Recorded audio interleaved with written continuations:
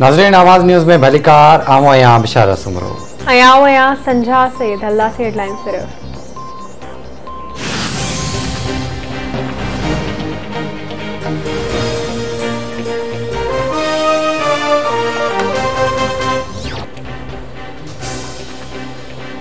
Corona virus के नए किस्म के ओमिक्रॉन सबब सजी दुनिया में गणती की लहर है। वधिक केसेस रिपोर्ट ॾखण अफ्रीका का सिडनी ईंदड़ 2 मुसाफ़िरनि के वायरस की तस्दीक। नीदरलैंड पहुंचंदड़ 61 मुसाफ़िरनि मां 13 ओमिक्रॉन जा मरीज़ निकता। इंडोनेशिया, इटली और इसराइल में बे मरीज़न में केसेस की तस्दीक।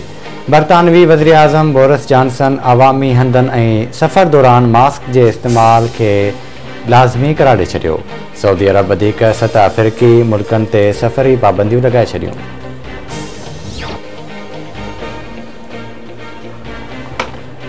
तालीम वाले वफाकी वजीर शफकत महमूद चयो है तो कोरोना की नई वेरिएंट जो इल्म न है। तालीमी सरगर्मियों जारी रखण चाहियूं था। इम्तिहान पंहिंजे मुक़रर वक्त थींदा।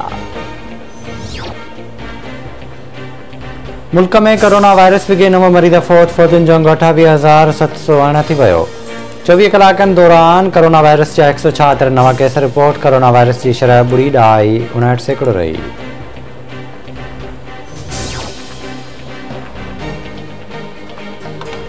अॻूणे चीफ जस्टिस साकिब निसार के मुबैना ऑडियो वारो मामलो। ऑडियो टेप की जांच लाइ कमीशन कायम करण की दरख्वास्त ते ॿुधणी। चीफ जस्टिस दलील ॿुधण खां पोइ वफाकी हुकूमत का जवाब तलब करे वरितो। ईंदड़ ॿुधणी खां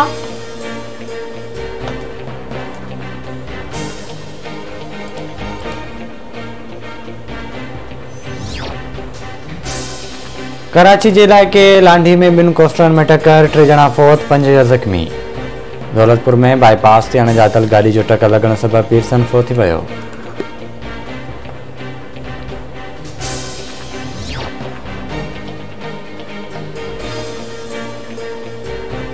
मीरपुर माथिल वेझो रावंती कचे वारे इलाइक़े में शहर धोंदो तकरार ॿीहर भड़की उथियो।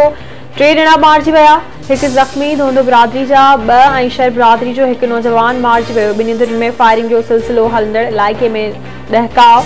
पुलिस जो चवणु आहे त माण्हुनि जे मारिजी वञण जा इतला आहिनि। लाड़काने जी चांडका मेडिकल कॉलेज में शागिर्दियानी नौशीन जो लाश हथ अचण वारे मामले की जांच लाइ जुड़ियल फैक्ट फाइंडिंग कमेटी जांच शुरू करे छॾी। यूनिवर्सिटी इंतजामिया पारां प्रोफेसर डॉक्टर सफदर शेख की सरबराही में जोड़ियल फैक्ट फाइंडिंग कमेटी पुलिस सौदो डॉक्टर नौशीन के कमरे जो जायज़ो वरतो। पखे में रसो विझी और टेबल रखी वाक़े की रिहर्सल भी कई वई। कमेटी 3 ॾींहनि अंदर जांच मुकम्मल करे इंतजामिया के रिपोर्ट जमा कराईंदी।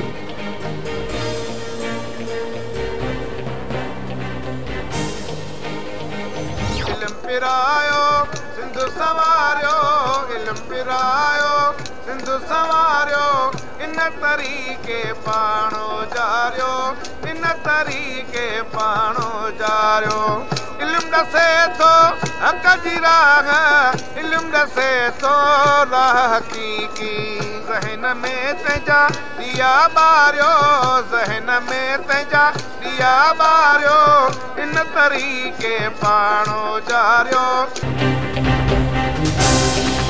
आवाज़ टीवी समेत सिंधी इलेक्ट्रॉनिक मीडिया के सॾ ते 5 दिसंबर ते इलम पिरायो। सिंध समाज के सिरे हेठ सकाफ़ती ईद मल्हाइण जी तैयारियूं ज़ोरो शोर सां जारी। सॼी सिंध में सकाफ़ती रंग झिरकण लगा।